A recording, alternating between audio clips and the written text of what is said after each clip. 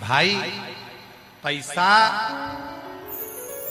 पैसा तो एक वैश्या के घर में भी होता है, पैसा तो एक पापी के घर में भी होता है, धन तो एक वैश्या के घर में भी होता है, धन तो एक पापी के घर में भी होता है, धन तो एक गलत काम करने वाले व्यक्ति के घर में भी होता है, पर उसका धन कभी ना तो शिव महापुराण में लग पाता है, उसका धन ना कभी शंकर के भंडारे में लग पाता है, उसका धन ना कभी की भूखे के भोजन में ना प्यासे के पानी में लग पाता है।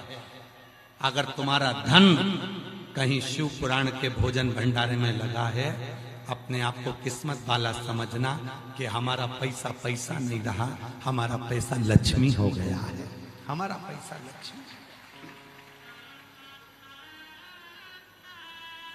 ये धन नहीं रहा, लक्ष्मी हो गया। चरण है, माता के चरणों को नमन करा, आशीर्वाद मिला, पिता के चरणों को नमन करा, आशीर्वाद मिला, गुरु चरणों का दर्शन कर, आशीर्वाद मिला, शिव चरण का दर्शन कर, आशीर्वाद मिला। अब कई माताओं के मन में आ जाता है कि शंकर के चरण का दर्शन हमें कहां हो सकता है।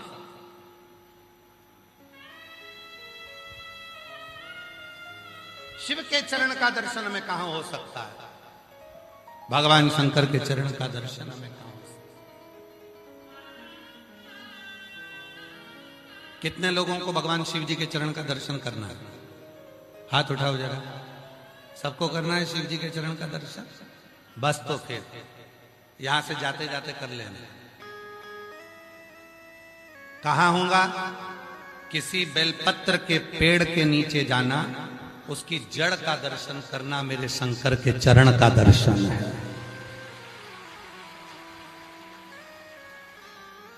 किसको? माता पार्वती का दर्शन करना है, बेलपत्र के वृक्ष के मध्य भाग का दर्शन करिए, डाली का, मेरी मां जगत जननी का दर्शन है।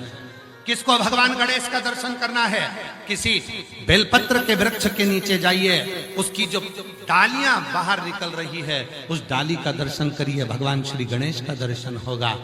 और किसको? माता लक्ष्मी का दर्शन करना है, भगवान शंकर के दरवाजे की चौखट का मात्र दर्शन कर लीजिए, लक्ष्मी का दर्शन होना प्रारंभ हो जाता है। ये दर्शन है, ये दर्शन। शिव के चरण का दर्शन, बेलपत्र के वृक्ष की जड़ का दर्शन। आप सभी के घर में बेलपत्री का पौधा होगा, गमले में लगा होगा, छोटा होगा, किसी के घर में बड़ा होगा, किसी के घर में छोटा होगा। उस बेलपत्री के वृक्ष के जड़ में आप दर्शन करिए।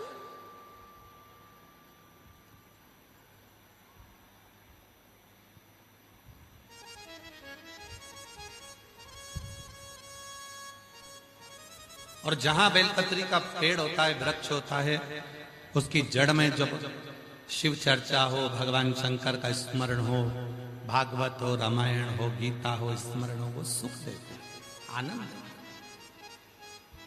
अभी हमारे संगेश्वर वाले आए तो हमने उनसे कहा तुम्हारे घर में हम रुके थे, तो तुम्हारा घर तो है, घर बड़ा है और बगीचा भी थोड़ा सा है, ऐसा बड़ा सारा बगीचा तो नहीं, फिर भी तो उनके घर में बेलपत्र का पौधा लगा। तो हमने उनसे अभी कहा कि हम राघव को भेजेंगे तुम्हारे यहाँ बेलपत्री के पेड़ के नीचे शिव पुराण सुनाने के लिए।